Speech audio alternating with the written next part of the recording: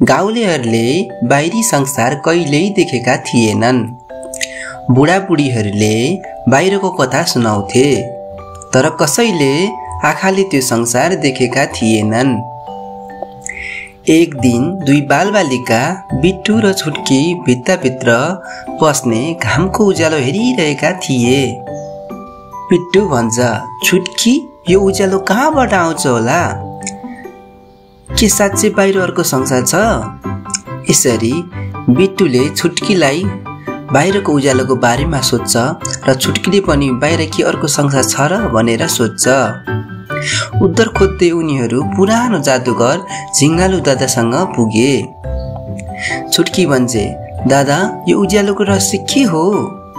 झिङ्गालु दादाले भन्छ फेरि, यो फर्सीफुल साधारण होइन, 100 वर्ष अघि आकाशबाट खसेको जादुई बिउबाट बनेको हो।